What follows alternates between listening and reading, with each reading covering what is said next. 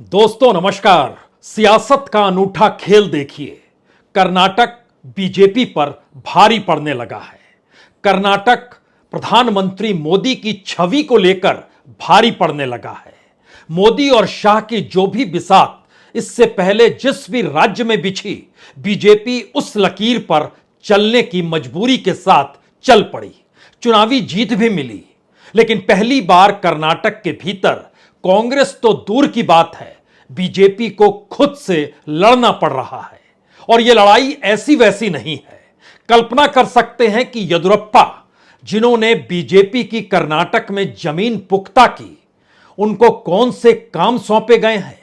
क्या आप वाकई सोच भी सकते हैं कि प्रधानमंत्री मोदी आंध्र प्रदेश जा रहे हैं, तेलंगाना जा रहे हैं, मध्य प्रदेश जा रहे हैं, कल केरल में भी होंगे, लेकिन कर्नाटक से कन्नी वह क्यों काट रहे हैं। क्या यह कल्पना की जा सकती है कि बीजेपी शासित राज्य में जब अमित शाह का रोड शो निकलेगा तो उसको जब ध्यान से देखिएगा तो उसका पैमाना आपको सिमटता हुआ दिखाई देगा। क्या यह कल्पना वाकई की जा सकती है कि आरएसएस की भागीदारी बीजेपी की चुनावी जीत को लेकर नहीं, बल्कि चुनावी तौर पर बीजेपी पहली बार पटरी पर आ जाए, यह सोचकर कर्नाटक में आरएसएस बिसात बिछा रही है।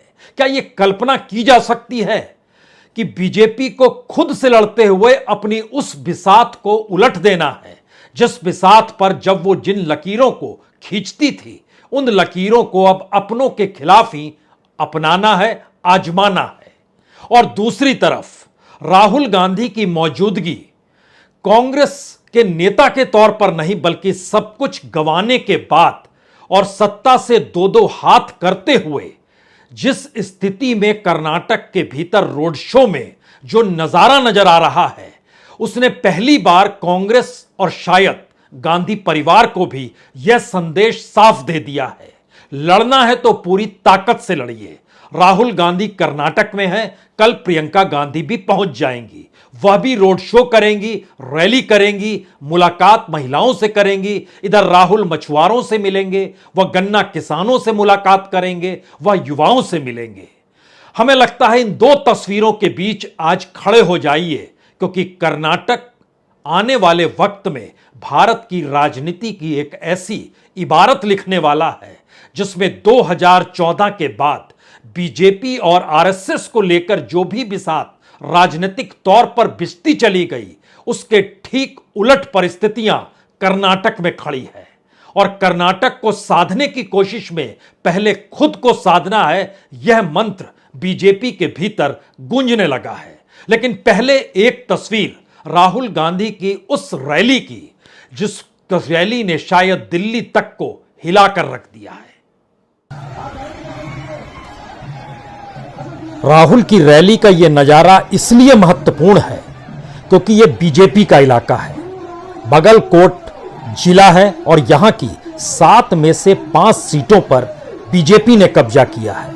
और इस जगह पर इतनी ज्यादा भीड़, जहां पर खुले तौर पर राहुल गांधी ने गृह लक्ष्मी को 2000 रुपए देने का ऐलान किया, 200 यूनिट बिजली मुफ्त यानी गृह ज्योति का जिक्र किया, अनएम्प्लॉयमेंट अलाउंस यानी युवा निधि का भी जिक्र हुआ और अन्य भाग्य यानी 10 किलो अनाज देने का भी ऐलान हुआ।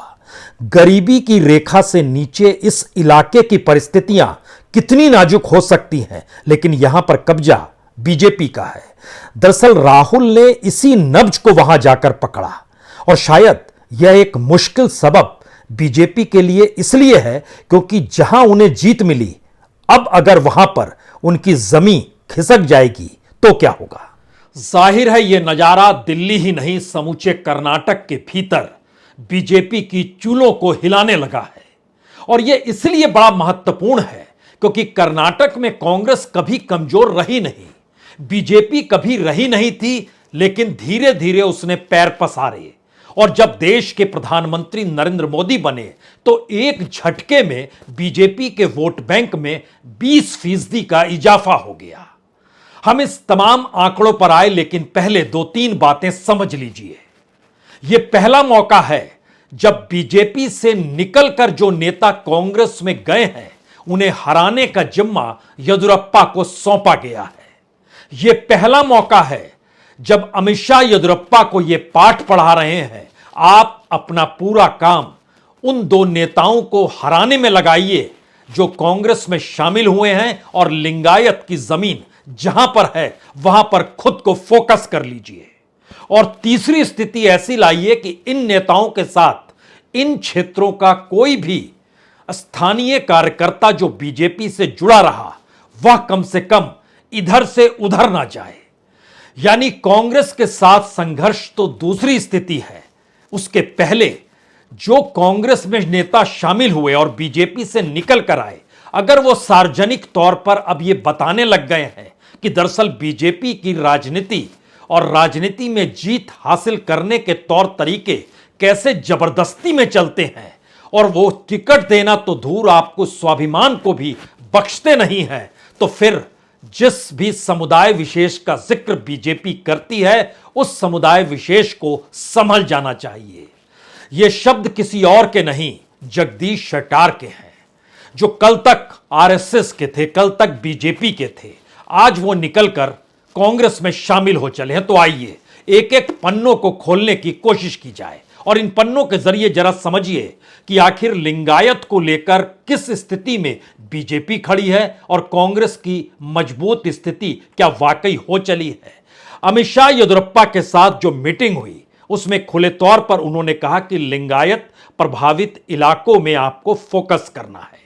जो पूर्व मुख्यमंत्री जगदीश शेट्टार थे और जो पूर्व डिप्टी सीएम लक्ष्मण सवादी थे, यानी एक हुबली धारवाड़ से और दूसरे अथानी से, जो लगातार चुनाव जीतते चले आए थे, अगर हमने उन्हें टिकट देने से मना किया तो इसके पीछे भविष्य की रणनीति और भविष्य की राजनीति थी। लेकिन एक झटके में जब यह दोनों पार्टी छोड़कर चले गए तो अब इन्हें हराना जरूरी है, क्योंकि यह सेंध लंबे वक्त तक बीजेपी और आरएसएस के भीतर लगाएंगे। सही मायने में जो बिसात अमित शाह बिछाए बीएल संतोष के जरिए और मौजूदा वक्त में जेपी नड्डा, जब कर्नाटक के भीतर उन्हीं को सारी जिम्मेदारी एक लिहाज से दे दी गई है, और ऐसे में नरेंद्र मोदी अगर लगातार प्रचार 1 तारीख से शुरू नहीं करते हैं तो स्थिति बीजेपी की नाजुक हो जाएगी, इसका अंदेशा हो चला है। क्योंकि कार्यकर्ताओं के भीतर भी लगातार बीजेपी छोड़कर अपने उन नेताओं के साथ खड़े होने की होड़ है जो कल तक बीजेपी के लिए प्रचार करते थे, कल तक बूथ मैनेजमेंट करते थे। और ऐसी सीटों की तादाद अगर कर्नाटक के भीतर लगभग 32 है तो इन 32 सीटों पर मुश्किल जरूर आने वाली है। लेकिन जिस इलाके में जगदीश शेट्टार लगातार घूम रहे हैं वो दरअसल सीधे समझिए तो उसी समुदाय का है जिस समुदाय को लेकर हड़कंप मचा हुआ है, लिंगायत समुदाय। यह मुंबई कर्नाटक का क्षेत्र है, इसको वहां की भाषा में किट्टूर कर्नाटक कहते हैं।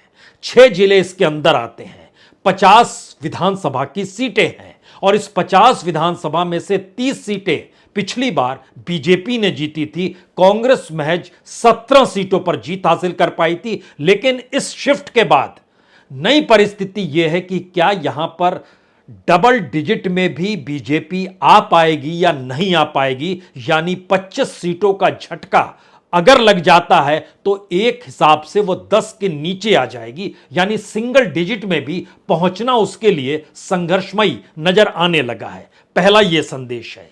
दूसरा संदेश बीजेपी के उस ऑर्गेनाइजेशन का जगदीश शेट्टार और सवादी उठा रहे हैं जिसको बीएल संतोष के जरिए फिलहाल दिल्ली कर्नाटक को अपने अनुसार हांकना चाहती है। जेपी नड्डा की मौजूदगी है, अनिल बालूनी जो मीडिया प्रभारी हैं, उनके जरिए चीजों को परखते हुए उनके प्रतिकूल कैसे प्रचार हो इस दिशा में ये तीनों काम कर रहे हैं।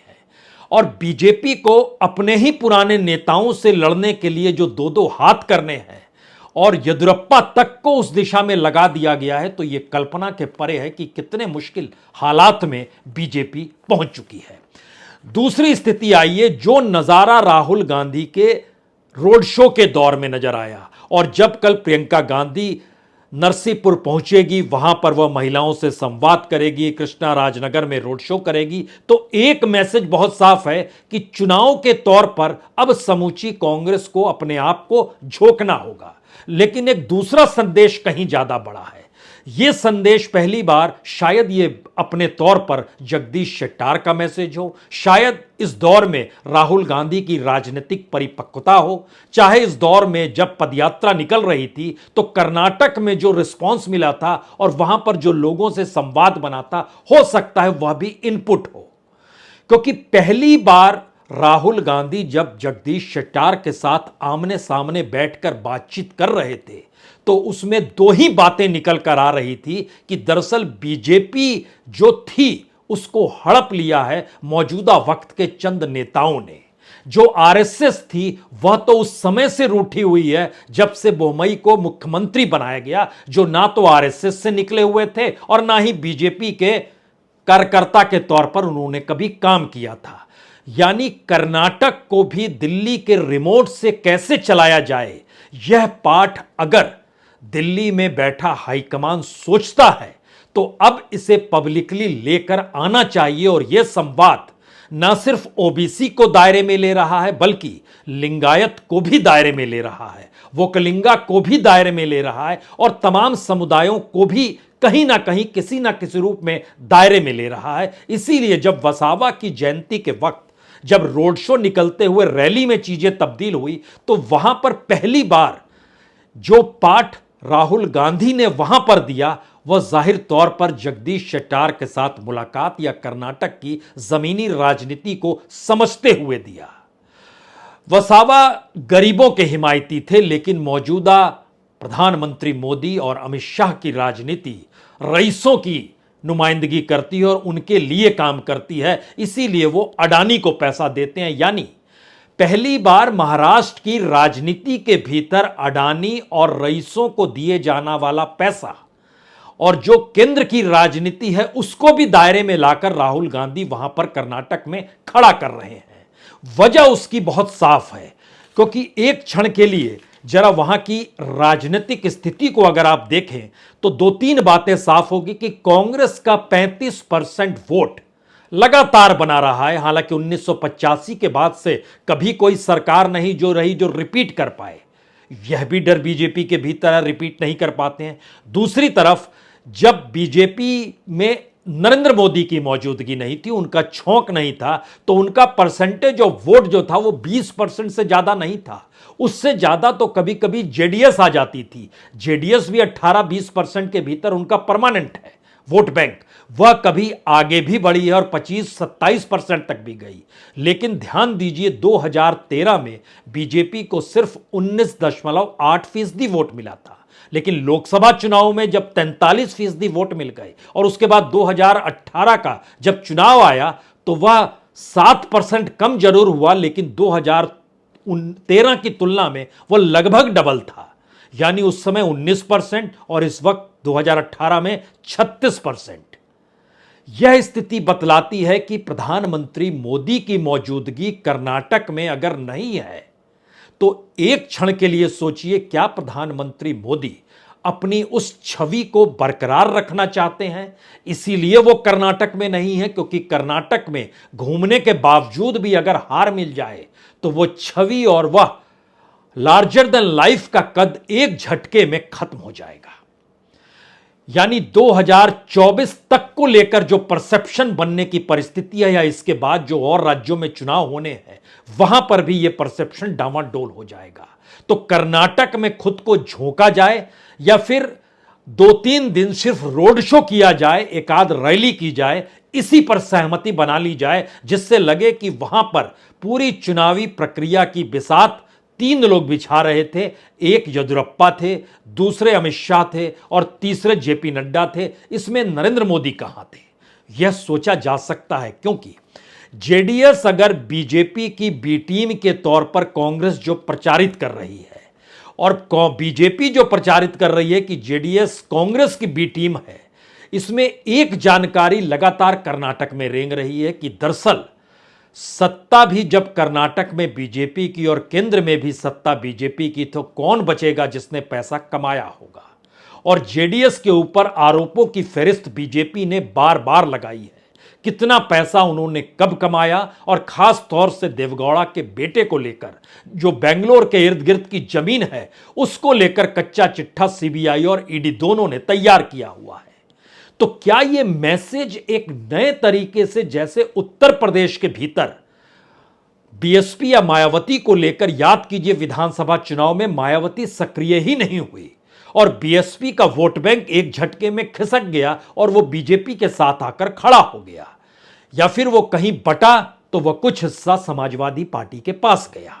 तो क्या कर्नाटक के चुनाव में जेडीएस अपनी राजनीतिक जमी को भी गंवा देगी? क्योंकि खुद अमित शाह आज जहां पर रोड शो कर रहे थे, वो हासन का इलाका जो है वह इस रूप में प्रभावी है कि वहां पर जेडीएस की मौजूदगी रही है और जेडीएस जिन जिन जगहों पर मौजूद रही है उन जगहों पर अमित शाह की रैली और अमित शाह का रोड शो चल रहा है।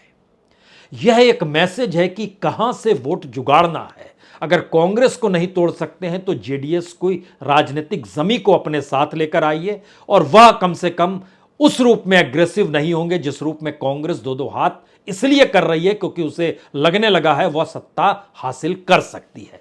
यह पहला पॉइंट था। दूसरी स्थिति, बीजेपी का जो एंटी इनकम्बेंसी है उसका लाभ अगर जेडीएस नहीं उठा पाएगी तो पूरा लाभ एक झटके में कांग्रेस के पास चला जाएगा। बीजेपी जिस करप्शन इशू के मद्देनजर और एंटी इनकम्बेंसी के मद्देनजर कैंडिडेट्स को बदल रही है और डाइल्यूट कर रही है और चाह रही है कि दरअसल करप्शन अगर मुद्दा रहे तो पुराने करप्शन के मुद्दे उभर कर सामने आ जाएं और उसको लेकर वो लगातार प्रोपेगेंडा वहां पर कर भी रही है। प्रोपेगेंडा का मतलब यहां मुद्दा है, वह चीजों को उस रूप में उठा रही है, उस दौर में जो भी करप्शन हुआ उसको वो उठाना चाहती है। लेकिन एक क्षण के लिए दोबारा लौटिए बीजेपी के भीतर, क्योंकि जगदीश शेट्टार तो 2018 में रणनीति बनाने वालों में से थे, आज वो अलग हैं। वो कह क्या रहे हैं? उन्होंने 3 बातें बहुत साफ कही कि सिर्फ मेरा टिकट नहीं काटा, स्वाभिमान को ठेस पहुंचाई गई और क्षेत्र के लोगों का अपमान किया गया। और शब्दशः अगर सुनिए तो एमएलए बनकर 6 महीने बाद आदरपूर्वक संन्यास की मांग मैंने की थी, यानी मैं चुनाव लड़ता बीजेपी के टिकट से, विधायक बनता और फिर मैं 6 महीने बाद संन्यास ले लेता। लेकिन इसको भी नहीं माना, इसको भी लेकर पूरे तरीके से अपने हिसाब से कर्नाटक को हाँकने की सोच जो नेताओं में आ गई और बीएल संतोष उसकी अगुवाई कर रहे थे, जिसका जिक्र जगदीश शेट्टार कर रहे हैं। इसीलिए वो कहते हैं कि अगर निर्दलीय लड़ता मैं कांग्रेस में क्यों गया, यह भी वो पब्लिकली साफ कर रहे हैं। वो कहते हैं मैं निर्दलीय लड़ता तो वो मेरे आसपास के लोगों को डरा धमकाकर मुझसे अलग थलग कर देते, क्योंकि वे राज्य और केंद्र दोनों जगह सत्ता में है। ये डराने धमकाने की प्रक्रिया और बीजेपी के भीतर की राजनीति अभी तक विपक्ष के विधायक, सांसद, नेताओं में नजर आती थी।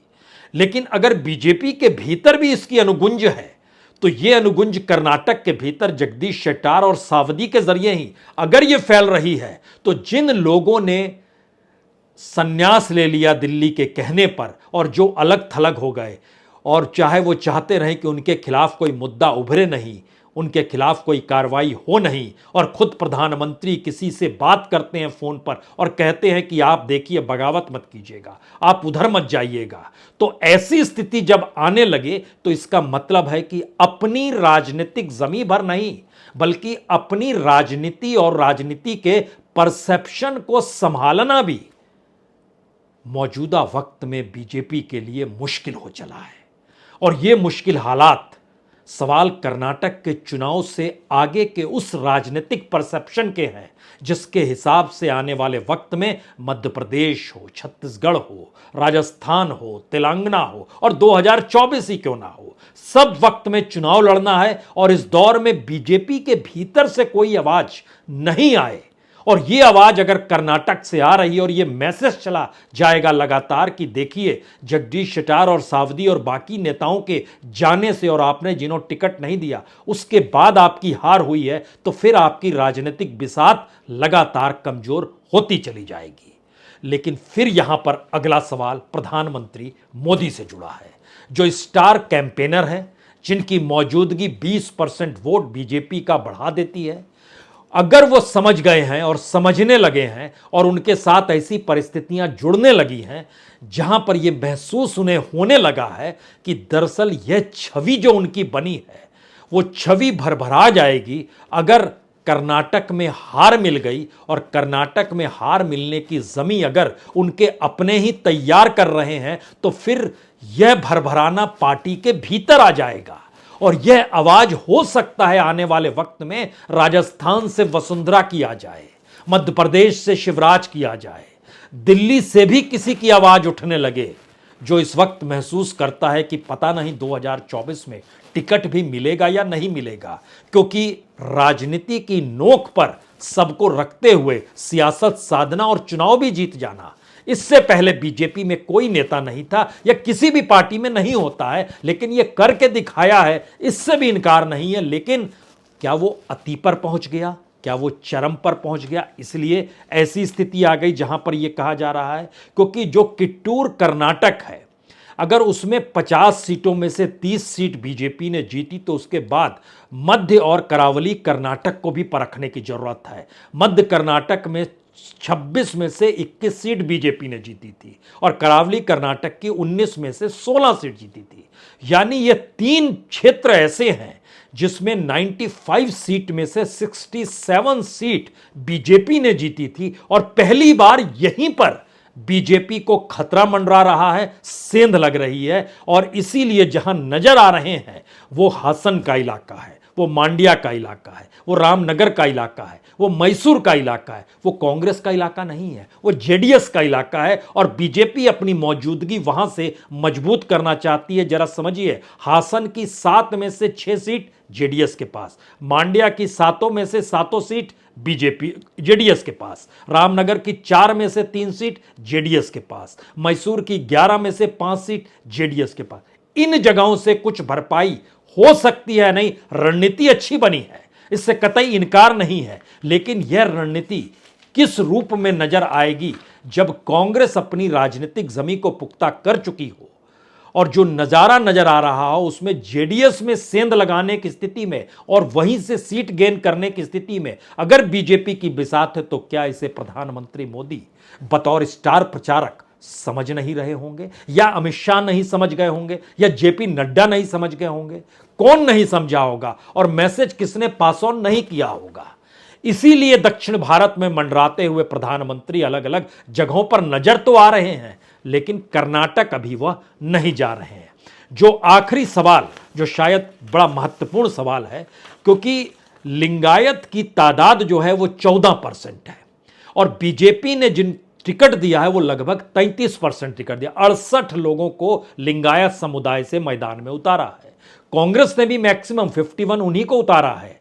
वोकलिंगा को 47 उम्मीदवारों को टिकट दी है, दूसरी तरफ कांग्रेस ने 43 को दी है। लेकिन असल खेल तो लिंगायत को लेकर था, क्योंकि वोकलिंगा तो आपके साथ कैसे आएगा, किस रूप में आएगा, वो बटेगा नहीं बटेगा, इसको लेकर कोई बिसात उतनी मजबूत बिछ नहीं पा रही है। तो लिंगायत को लेकर जो खेल खेला गया है वह इस दृष्टि से बड़ा महत्वपूर्ण है कि सारा दाव उसी पर लगा दिया है। और ऐसे में जो 16% मुस्लिम है, 4% आरक्षण के बाद वह एक तरीके से पहली बार उत्तर प्रदेश की सियासत की तर्ज पर मूव करने वाला है कर्नाटक के भीतर।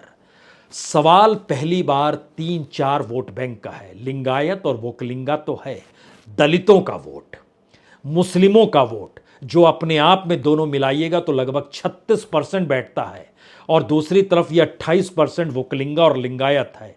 और इसके बाद जब ओबीसी की दिशा में जाते हैं 20%, वह भी एक झटके में अब देश के ओबीसी प्रधानमंत्री के साथ खड़ा नहीं है, यह नजर वहां पर आने लगा है। और शायद यह खतरे की घंटी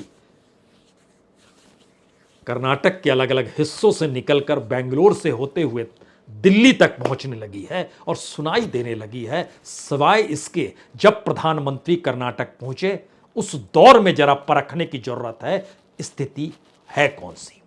बहुत बहुत शुक्रिया।